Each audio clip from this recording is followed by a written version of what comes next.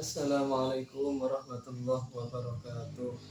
Bismillahirrahmanirrahim. Alhamdulillahirabbil alamin. Allahumma shalli wa sallim ala sayyidina Muhammadin wa ala alihi wa sahbihi ajma'in. Amma ba'du. Subhanaka la ilma 'allamtana innaka antal alimul hakim. Rabbi shalli sadri wa yassir li amri wahlul 'uqdatam min lisani yafqahu qawli. Amin ya rabbal alamin. Bismillahirrahmanirrahim. Alhamdulillahirabbil alamin. Pada kesempatan kali ini kita mengkaji yaitu fikul ibadat, yaitu tentang ilmu fikih. Nah, pada kesempatan kali ini alhamdulillah kita semua masih diberikan oleh Allah kesehatan, sehingga saya dan kalian semua bisa belajar bersama, yaitu tentang babul ma', bab tentang air. Bismillahirrahmanirrahim. Bab yang kedua yaitu menjelaskan tentang bab ma'un atau air. Yang pertama pengertian air, yaitu al-ma'u wasailun syafun latifun yatalawwanu bilawlil ina yakhluqu wa roya inda tanawuli. Yang mana pengertian air yaitu air adalah zat cair yang lembut dan tidak berwarna yang dapat menghilangkan rasa haus ketika meminumnya dengan izin Allah.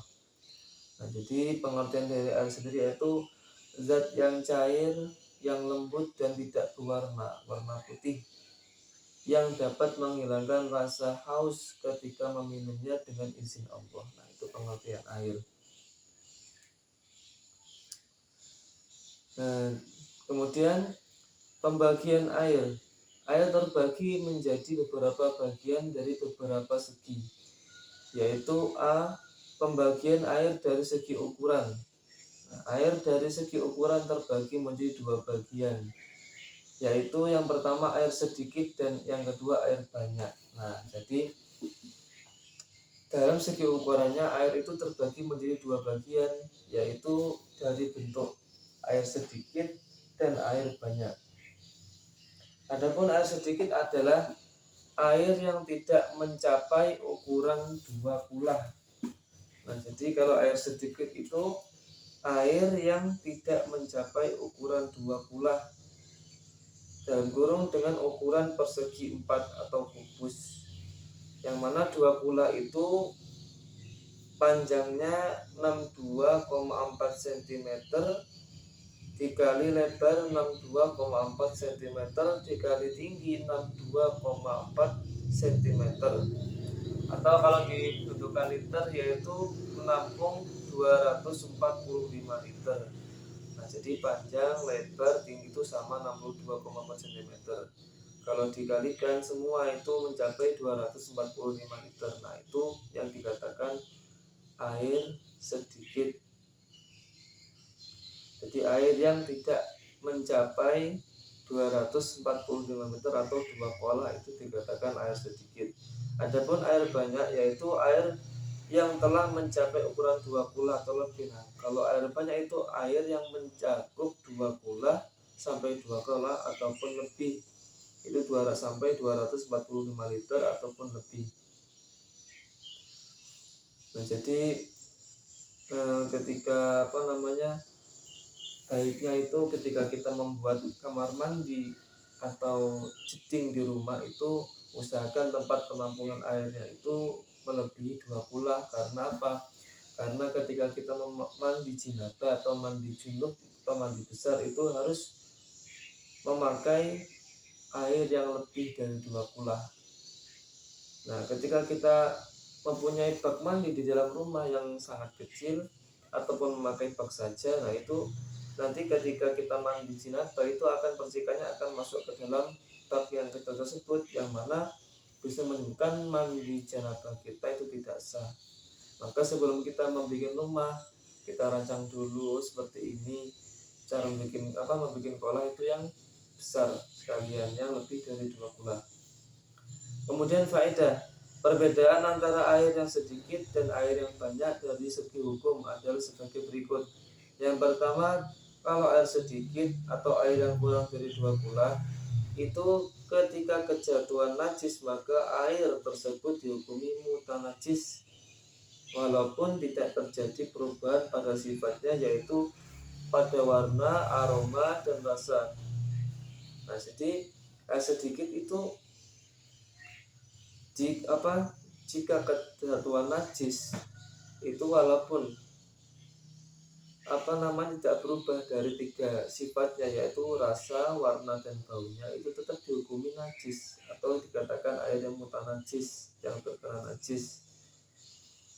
Hal ini dengan tiga syarat, yaitu yang pertama yakin kejatuhan najis, selain halnya jika hanya ragu maka air tersebut tetap dihukumi suci. Nah, jika air sedikit itu kejatuhan najis dengan secara pasti, itu berarti hukumnya berubah menjadi air yang mutanajis atau air yang najis. Lainnya ketika kejatuhannya itu secara kita itu secara ragu memutuskannya, ini kejatuhan najis atau tidak ya. Ketika kejatuhan ragu maka tetap dihukumi suci. Kemudian syarat yang kedua yaitu najis tersebut jatuh di dalam air, lain halnya jika hanya bersampingan dengan najis. Kemudian sifat-sifat air tersebut berubah, maka air tersebut tetap dihukumi suci. Lain halnya jika, jadi yang kedua yaitu najis tersebut jatuh di dalam air. Jadi najis tersebut misal cicak itu langsung jatuh di dalam air, bukan air tersebut jatuh di sebelah semisal bab kita, yang mana sifat air tersebut berubah, maka itu tidak dihukumi najis tetapi tetap suci. Ketika langsung najis tersebut jatuh ke dalam air maka dihukumi mutanajis ataupun air yang tidak boleh dibuat bersuci. Kemudian syarat yang ketiga itu kejatuhan najis yang tidak dimakfu atau tidak dimaafkan. Contoh kencing, lain halnya jika kejatuhan najis yang dimaafkan. Contoh bangkai hewan yang darahnya tidak mengalir seperti lalat, maka air tersebut tetap dihukumi suci. Nah, syarat yang ketiga itu kejatuhan najis yang tidak dimakfu. Jadi ada najis yang dimakfu, ada yang tidak. Apabila kejadian najis yang tidak dimakfu, contohnya seperti air kencing, maka itu hukumnya otomatis langsung berubah menjadi air yang mutanajis atau air yang najis. Lain halnya dengan kejatuhan najis yang dimakfu seperti bangkai hewan yang darahnya tidak mengalir seperti bangkai lalat, maka hukumnya tetap suci. Hal ini jika salah satu dari tiga syarat di atas tidak terpenuhi, maka air tersebut jika terkena najis tetap dihukumi suci. Jadi dikatakan air sedikit yang mutanajis apabila kejatuhan najis itu apabila memenuhi tiga syarat tadi, yaitu yakin kejatuhan najis, yang kedua najis tersebut jatuh di dalam air, yang ketiga kejatuhan najis yang tidak dimakfu. Maka apabila memenuhi tiga syarat tersebut maka air sedikit tersebut dihukumi najis. Ketika salah satu tidak memenuhi maka hukumnya tetap suci air tersebut. Kemudian segi hukum yang kedua yaitu air banyak, yaitu air yang 20 atau lebih. Jika kejatuhan najis maka air tersebut tidak dihukumi mutanajis kecuali jika terjadi perubahan pada sifat-sifatnya dari rasa, warna, dan baunya, maka air tersebut dihukumi mutanajis. Lain halnya dengan air yang banyak atau air 20 ataupun lebih. Itu apabila kejatuhan najis maka hukum air tersebut tetap dihukumi suci. Lain halnya apabila berubah pada sifat-sifatnya, yaitu baik rasa, warna, dan baunya, maka air tersebut dihukumi mutanajis atau air yang tidak dibuat bersuci. Kemudian pembagian air dari segi asal usulnya. Jadi air itu ada asal usulnya. Air dari segi asal usulnya terbagi menjadi dua bagian, yaitu yang pertama air yang turun dari langit. Yaitu air yang turun dari langit itu ada tiga, yaitu air hujan, kemudian air salju, yaitu air yang jatuh dari langit dalam bentuk cair kemudian membeku karena suhu dingin yang terlalu tinggi. Kemudian yang ketiga itu barot atau embun, yaitu air yang jatuh dari langit dalam bentuk padat kemudian mencair ketika jatuh ke tanah. Kemudian yang kedua yaitu air yang keluar dari bumi. Adapun air yang keluar dari bumi itu ada 4. Yang pertama air sumur, air laut, air sungai, juga mata air. Nah, dalil diperbolehkannya menggunakan air di atas adalah firman Allah, wa yunazzilu 'alaikum minas sama'i ma'an litahhirakum bih. Dan Allah menurunkan kepadamu hujan dari langit untuk mensucikan kamu dengan air hujan tersebut. Juga sabda Rasulullah tatkala ditanya tentang hukum air laut, maka beliau menjawab, wa tahuru ma'uhu hillu maitatuhu. Laut itu airnya suci dan mensucikan, bangkainya pun halal. Dan sabda Rasulullah SAW tentang air salju dan air barot. Dan sabda Rasulullah tatkala ditanya tentang air sumur, yaitu innaka tatawadda'u min bisri budu'ah wa yatrahu fiha ma yunajjan nas wal hukumu kilabi wal bahid. Faqala Rasulullah innal ma'a la yunajjisuhu syai'. Mereka para sahabat bertanya, wahai Rasulullah, sesungguhnya engkau berwudu dengan air sumur atau budu'ah, padahal sumur tersebut banyak digunakan orang untuk membuang sampah atau tempat membuang daging anjing atau kotoran perempuan yang haid. Maka Rasulullah menjawab, sesungguhnya air itu suci, sesuatu tidaklah dapat menajiskannya. Kemudian yang yaitu pembagian air dari segi hukum.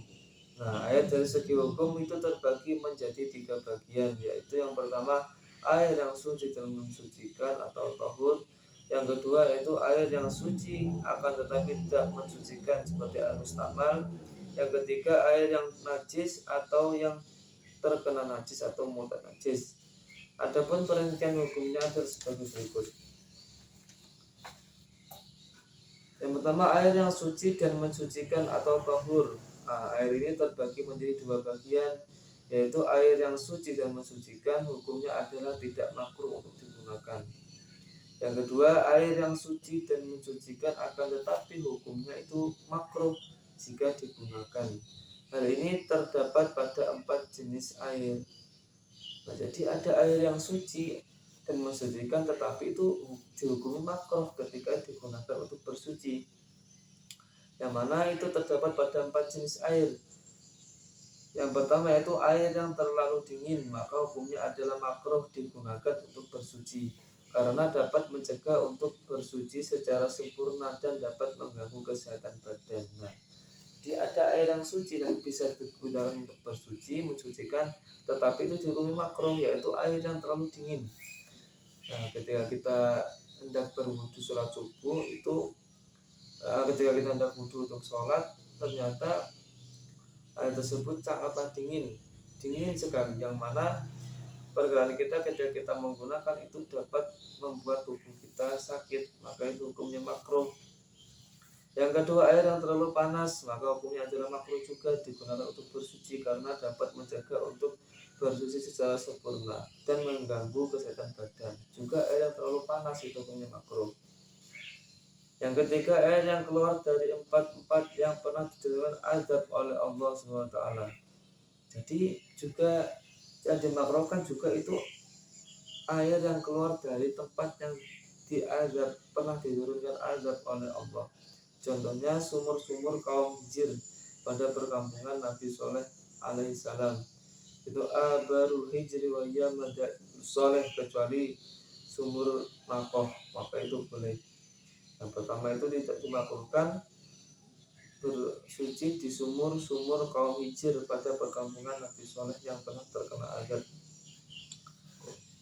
Kemudian yang kedua air di perumahan kaum Lut, ma'udiyar kaum Lut. Nah, tidak boleh juga dimakruhkan juga untuk bersuci di tempat tersebut, yaitu di perumahan kaum Lut yang pernah terkena azab dahulu. Yang ketiga itu air dari sumur Zarwan atau tempat terletaknya sihir untuk Nabi Muhammad SAW. Alladzi wudi'at fiha sahrul Nabi. Air sumur Zarwan, yaitu tempat terletaknya sihir untuk nabi, itu tidak boleh digunakan juga, hukumnya makruh. Yang berikutnya itu sumur barbut, ma'u biru barbut, tidak boleh digunakan juga. Yang terakhir itu air di perumahan babil, babu dia di babil, itu juga dihukumi makruh untuk digunakan. Adapun jenis air yang keempat yaitu air musammas, yaitu air yang terkena panas matahari, maka hukumnya adalah makruh digunakan untuk bersuci karena dikhawatirkan dapat menimbulkan penyakit kulit atau baros. Maka tidak boleh kita menggunakan air yang terkena panas matahari, itu dapat terkena penyakit.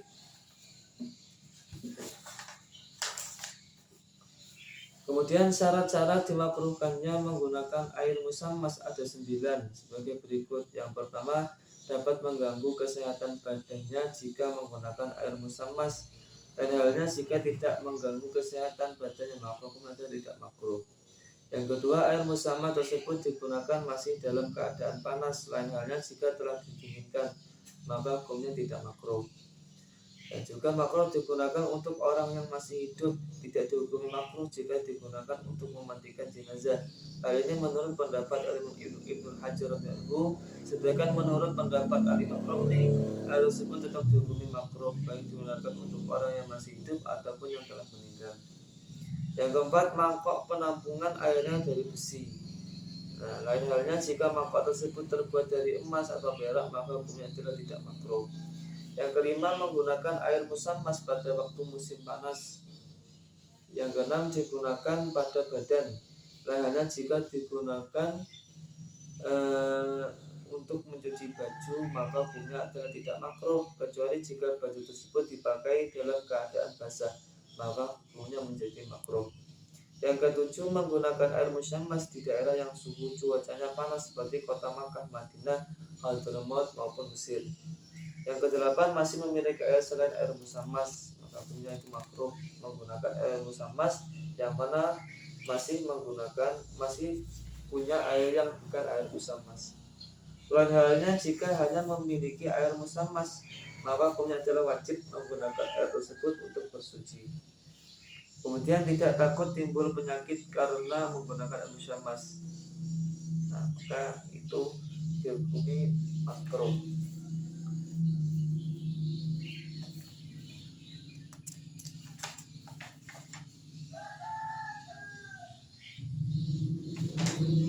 Kemudian air yang kedua yaitu air yang suci akan tetapi tidak dapat mensucikan atau air mustakmal. Nah, jadi ada air itu hukumnya suci tetapi tidak dapat untuk dibuat bersuci atau mensucikan, yaitu dinamakan air mustakmal. Yang mana air yang suci akan tetapi tidak mensucikan, yang lebih dikenal dengan air mustakmal adalah mastukmila fi fardhi thaharat, yaitu air yang pernah digunakan untuk segala cara bersuci yang wajib seperti wudhu dari hadas atau mandi wajib atau wudhu anak yang belum balik, maka itu dikatakan air mustakmal. Sebagian ulama berkata yang lebih utama dalam mendefinisikan air yang suci akan tetapi tidak mensucikan, yang lebih dikenal dengan air mustakmal adalah dengan mastukmila fi malabud yakihu, air yang telah digunakan untuk segala perkara yang wajib dilakukan seperti wudhu dari hadas.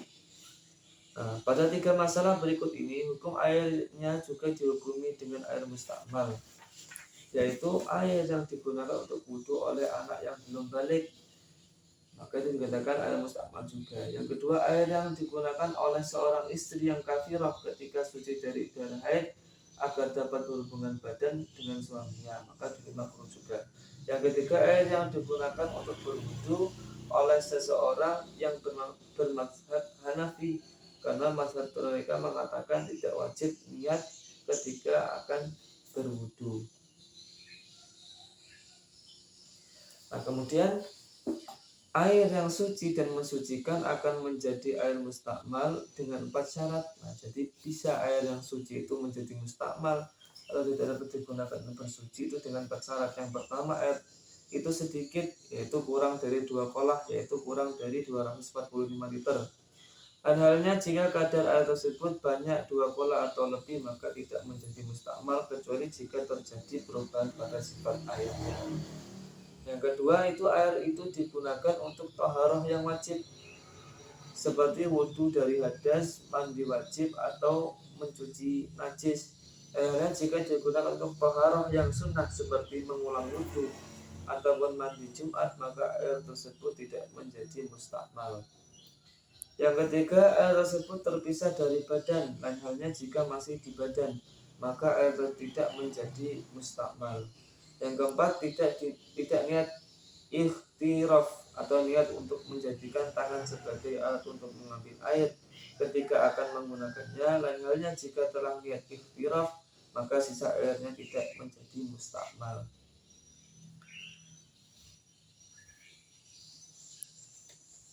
Nah, mungkin hanya itu saja yang dapat kami sampaikan. Kurang lebihnya mohon maaf. Semoga yang sedikit ini dapat memberikan kita wawasan, dapat kita ambil hikmahnya, kita amalkan dalam kehidupan sehari-hari. Minimalnya untuk diri kita sendiri, dan minimalnya juga kita ajarkan kepada anak-anak kita supaya tahu bagaimana itu tentang pengertian air yang dapat digunakan untuk bersuci. Wassalamualaikum warahmatullahi wabarakatuh.